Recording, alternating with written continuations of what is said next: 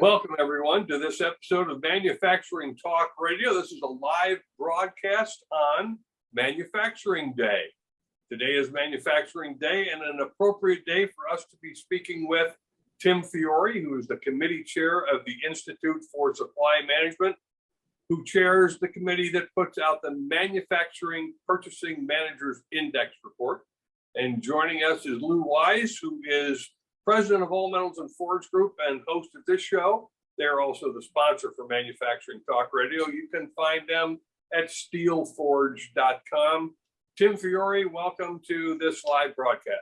Yeah, good to be back, guys, with a great report, exceeding expectations. I think we were 1.6 points above the economist's prediction. So it's a great day. Well, I'd like to see it above their predictions.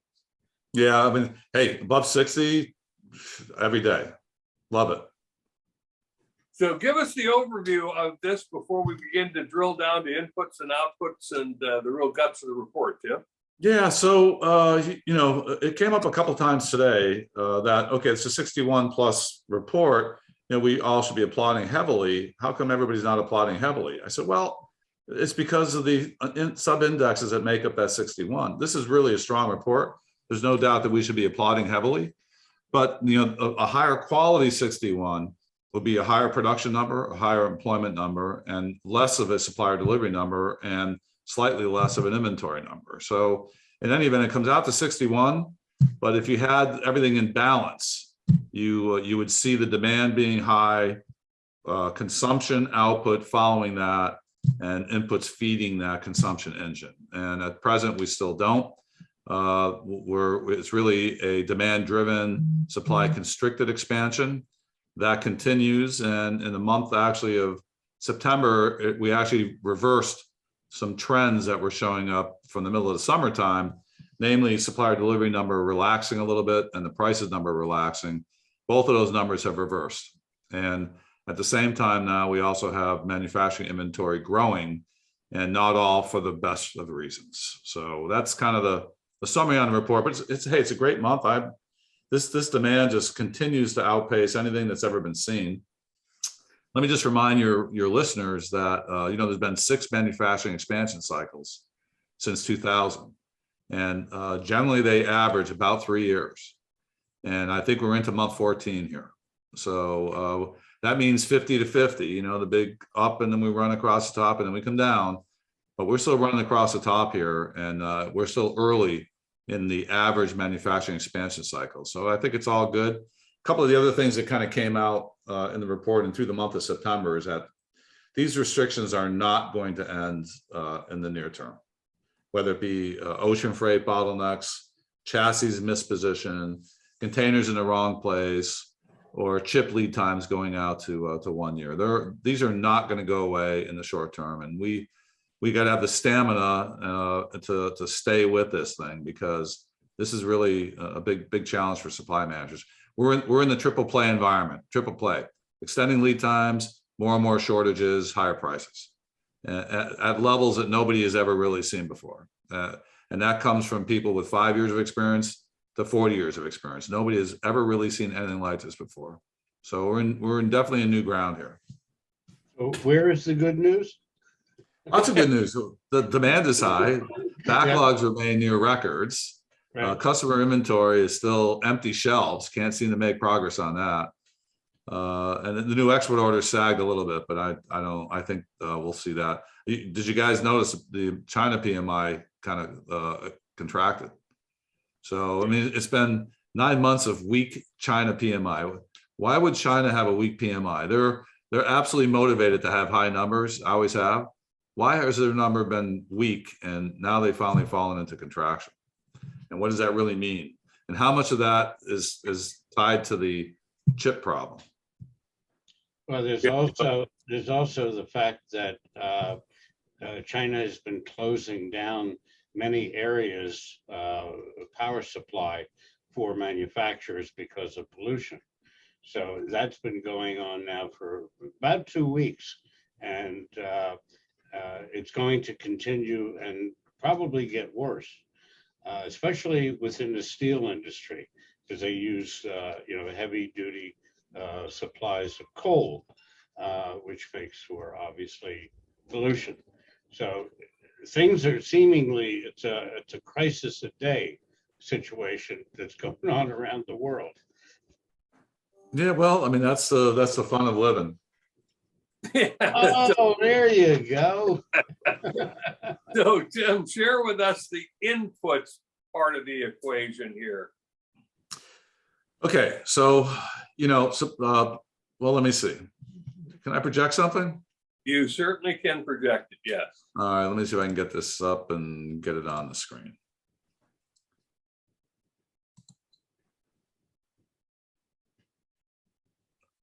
Okay, you guys seeing it? We are, yes. Okay. Unfortunately, I'm not. Unfortunately, I'm not. So Either way. Yeah, it went away for a second there. Hold on, let's try again here. There we go. If it stays there, let's talk about demand. Yeah, unfortunately, I can't see it.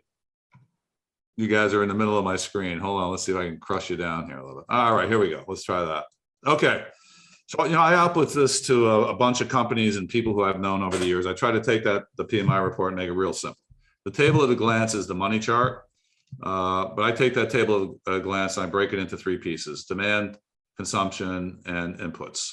And every one of the 10 sub-indexes can go into that. And I analyze it based on that, and I report out on that. So as you can see here, demand, high expansion continues. The backlog softened slightly, but still at near record levels. And that customer inventory account is just way too low. I also make comments about, is it positive, negative, or mixed? And this is the first time in many months I put mixed. So the new export orders, down 3.2.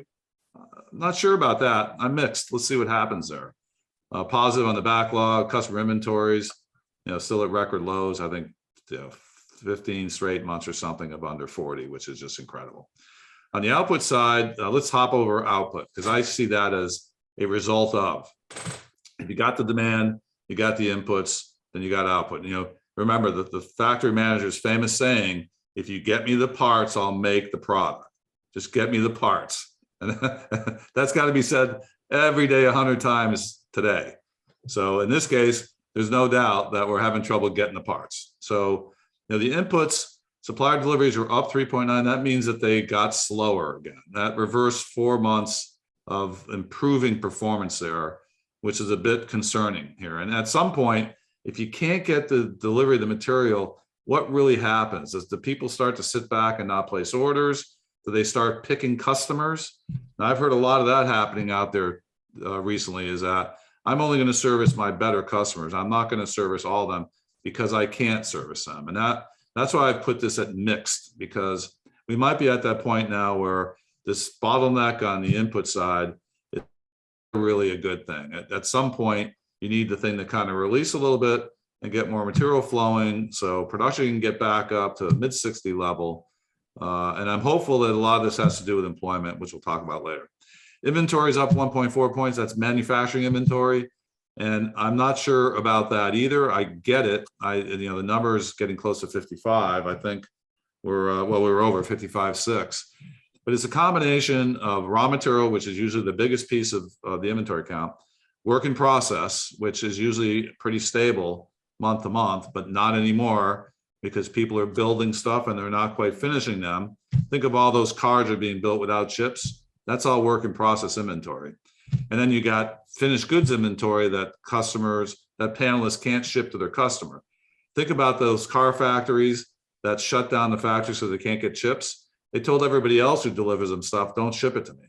So they're continuing to build, it's going into finished goods inventory, and they can't convert it into a sale. So I think we're in that point where it's a bit mixed on the supplier delivery side and on the inventory side. Not bad, but mixed. And let's see what happens. So price expansion, we've reversed 3 months. Now we're back up again.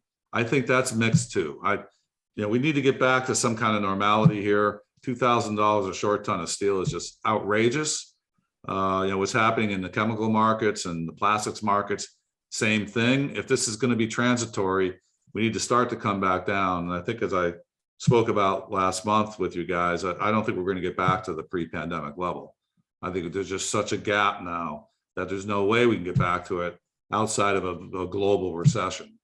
or depression, So I think that's mixed now. The prices have reversed. The transporter and supplier problems, the supplier delivery number kind of reversed. Transportation issues remain high. I think that's mixed for the reasons I talked about on supplier deliveries, that at some point, all this constraints, cause people to kind of be a little bit leery about placing forward orders, and it becomes, almost like a self-fulfilling prophecy. I think, our comments there, 3-1 positive to cautious, down from August. I think that's just really exhaustion, because 80% of my comments in the general section were supplier and or price related. So people have kind of assumed that demand is going to stay strong. They're not commenting about strong demand anymore. They're commenting about what they're working on every day, and that's high prices and shortages. And then on the hiring side, 14-1 hire to force manage ratio. They're much better than August, but still very high. August was very high, alarmingly high. I'm saying it's positive, but I probably could have put mixed in there too. But I'm thinking with 7 million people coming off the unemployment rolls in September, that's got to be helping in October, November, and December. I do surveys of my employment comments, and 3% of them said that September was better than August from the standpoint of attracting and hiring people. 3% is not much, but it's better than 0% in August. So maybe there's something happened there. I'm hoping 7 million people need to feed themselves and their families, and I'm hoping that they come knocking on the door and take these jobs. So on the big six performers, I watch the big six industry sectors at 70% of the total manufacturing economy. Refined products, petroleum and coal products was the #1 industry sector, expanded really strongly, and it had been pretty much lagging for the better part of the pandemic. So that's natural gas prices up above 5. That's West Texas Intermediate up above 80. And maybe now they're starting to get out there and open up the wells, and more will flow. Computers has been #1, #2 for quite some time. They remain at a high performing level. All of these big six were expanding at least moderate to strong. So that's really good. And then, the economic consensus was 59.5. We beat it by 1.6. So really, really good month here. You can see here from the chart, I kind of track this thing, as I mentioned. We've had 5 manufacturing cycles. There's a 50 number. This is cycle 1. I'm not sure if you guys can see this. Let's see. Let me get my pointer up. Yep, see it fine. Okay, good. This is expansion 1. This is the China super cycle, followed by the subprime mortgage cycle. This is the recovery from the recession.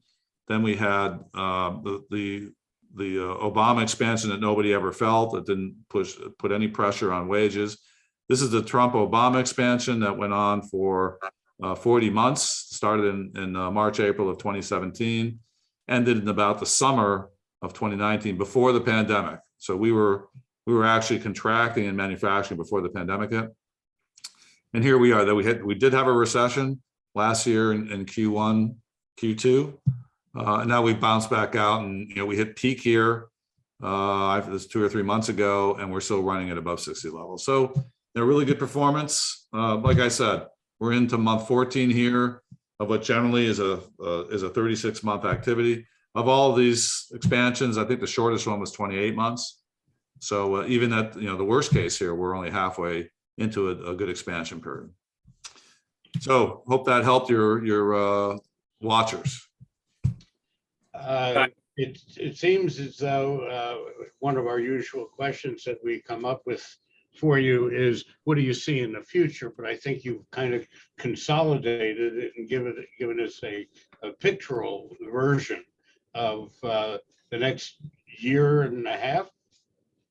Yeah, this month I'm getting more and more optimistic about the future, meaning that the strong rate of growth that will lead to 3 to 4% GDP over a 12-month rolling cycle here is going to continue. Like I've been saying, the first indication I think we're going to see is really transportation easing a little bit, and there's no easing in transportation. It's still 38% of my general comments, and it has been for 4 months. And you see all the media reports on the ports of entry and the incredible amount of ships that are offshore. Think about what that means to container availability and the problems with chassis, and the transporters who can't get the TEUs off the docks, and that's going to continue through the Lunar New Year, no doubt. I mean, I don't know that we're peaking, but all that retail stuff is coming in, and that's probably why the numbers are so much higher than they were last couple of months, but they were still way too high anyway. And so that's not going to go away until the post-Lunar New Year, easily Q2 of next year, just to reposition containers and chassis. Even if everything kind of slows down, you got to get that stuff back in the right spot to get things to kind of flow again. So I'm getting more and more, and I'm hearing lead times of 1-year lead times for chips. Right. Now, fortunately, people reacted long before today to make sure that their order streams were in place. But, think about it. What do you know about manufacturing a year out from now? October of 2022. Okay, I'm going to be selling 50 widgets. Who knows? So with lead times that far out, and I think I've heard steel lead times is 6 months. So, and you know how much turbulence that causes in the steel industry when you're placing big lots of mill runs at high prices. If the prices start to relax, you start to cancel the orders, the mills deliver it anyway, and all the mess that causes. So I'm starting to get optimistic that we're well into half two before we see any kind of really back off here. Well, one of the things that I look at naturally is my own company, All Metals and Forge, which is getting near our pre-pandemic numbers. And we could see far enough down the road over the next 3-4 months that I think that's going to at least continue. But the problem, as you pointed out, is the more business you do, the bigger your problem with logistics. And so that's sort of the good news, bad news. Business is picking up, but I can't ship it. Yeah, and there's no used truck inventory around, and it's, the manufacturers are having a lot of difficulty in getting near any kind of rate. And the big question with everybody really is, are you at that output level from your best output level in the past? And most companies will tell you, no, not really. I'm not quite there yet. Right. So that's all inefficiencies throughout the whole value chain. But the other positive thing is it appears that everybody's able to push through price increases. And that's going to continue. I think Q4, I think I kind of predicted it, the Q2 would be successful. Good reports out on profits. I think Q3, same thing. I think Q4, I'm still not sure. Right now, if I think this thing is happening all the way through half one, then I would think Q4 is going to be successful too. And therefore, I think that we're going to continue to push that price increases through to the customer all the way through Q4. We'll see what happens in Q1. And this is all what, in my head, what's changed since last month. Well, I think that it was all in the oven before. We just couldn't see it yet.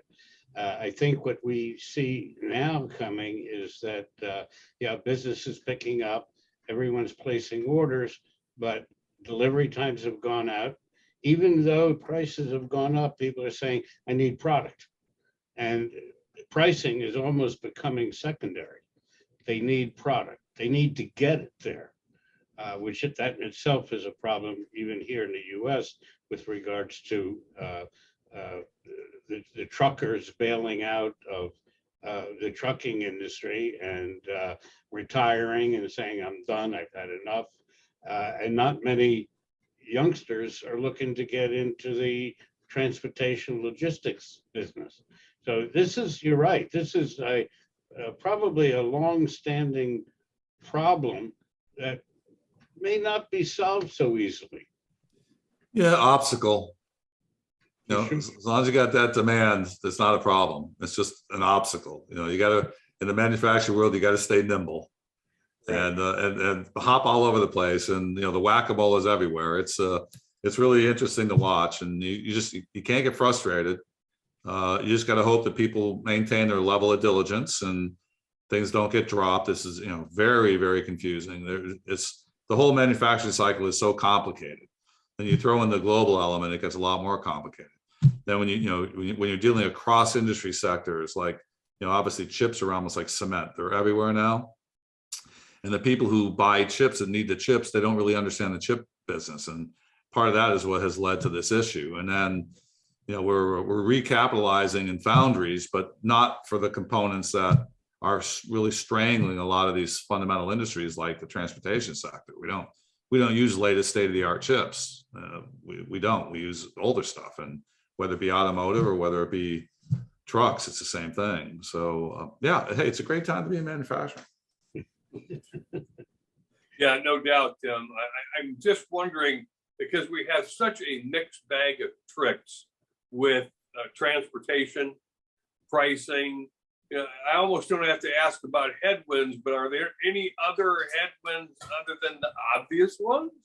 Yeah, so let's look at the two here. The first one is, like I said, 7 million people came off the unemployment rolls.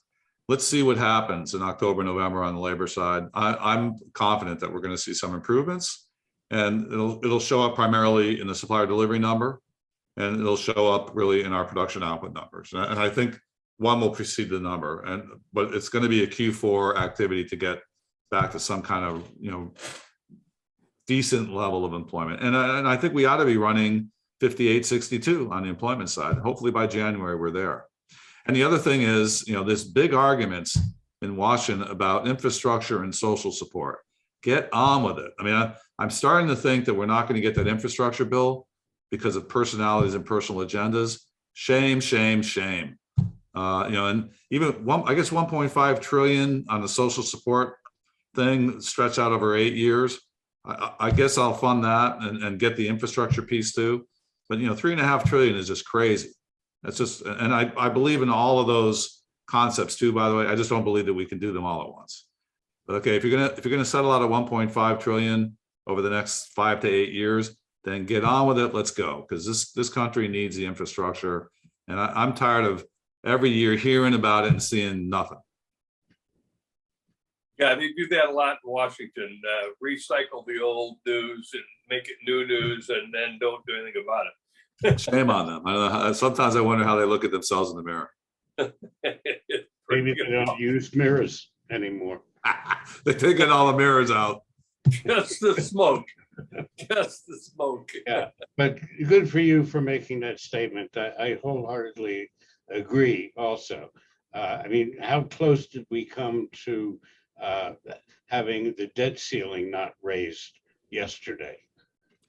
Yeah, yet again, all as a technique to get something that some far fringe, right or left, was insisting on. So I mean, what's missing is real leadership, because we've always had these far left and right fringes, but right. You need leadership that really is committed to the country's improvement, not to their own party and their own future. Well, so much for not getting into politics. Yeah, well, this is reality, right? I didn't do it this time. This is reality. No, it's very valid. Yeah. All of that impacts, as we know, Tim, all of that impacts manufacturing. Uncertainty is the one thing that can trip up manufacturing every time. Yep. I mean, fabricated metal products is it's still expanding, but it's weakening. It's weakening because of high steel prices, and it's kind of just running out of legs. So, what would bridge reconstruction and stuff? The number one market for steel is construction. So that would really help, but it's time. Okay, guys, I got to run. I appreciate that, Tim, and we appreciate your time being our guest on Manufacturing Talk Radio, and we appreciate the ISM making you available. Thanks for joining us. Hey, you bet, guys. Good to see you. See you in October. See you in November. Right. November. Oh, already. Jeez. All right, thanks. Thank you. And we want to thank all of our viewers and listeners for joining us here on this episode of Manufacturing Talk Radio that we have broadcasted live on Manufacturing Day, which is today. It's been celebrated all week. I think we should celebrate the entire month of October and have Manufacturing Month, which really gives honor to the industry that's a third of our economy. And we appreciate everyone joining us today. Visit us at jacketmediaco.com, where you can find all of our podcasts along with this one. And thanks for joining us on this live broadcast of Manufacturing Talk Radio. Bye now.